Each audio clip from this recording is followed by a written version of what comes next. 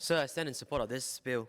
Establishing a system of governance with greater accountability and transparency in our public sector is welcomed. I support the bill's objective, which aspires to remove independent vertical units, commonly known as silos, and create a whole-of-government connected approach to delivering public services. I have comments and queries on one fundamental aspect of the bill.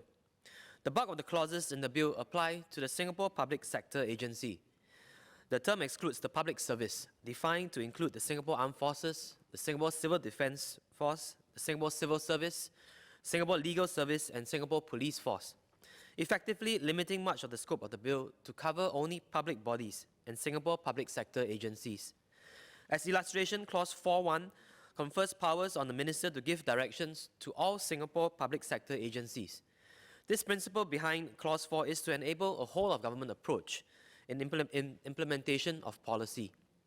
Hence, Clause 4.2g specifically qualifies that such directions can only be made for purposes of supporting a whole-of-government approach. In this case, then it seems logical and consistent to ensure Clause 4.1 applies to the public service as well. The exclusion of public service can be seen in clauses complementary to Clause 4, namely Clauses 9, 10, 11, and 11. This exclusion is also present in Clause 6 on data sharing and clauses in Part 4 and Part 5 of the bill on governance and financial administration of public bodies. Can the Minister clarify why the public service is excluded from the bulk of these clauses, especially since I understand that the aforementioned entities defined as public service in the bill also deliver services to the public? In fact, these entities serve very important functions and impact everyday citizens.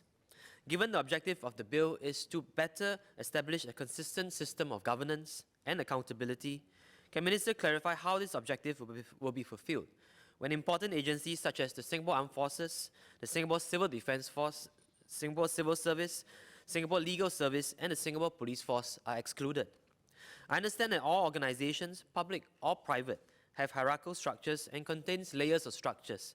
At times, one layer may be more deeply embedded, resulting in a silo structure. At times, such silo structure is necessary for administrative purposes or for the very functioning of an organization, such as the military chain of command. Applying this line of logic, I foresee a possible rationale for the exclusion of the public service, on justification that these 5 agencies exercise very specialized powers and fulfill very specific critical roles within our society, such that their constituting act already contains provisions allowing Minister to directly make directions, or an informal, tight governance framework may currently be in place, or that these 5 agencies need the flexibility and autonomy to have room to exercise discretionary powers.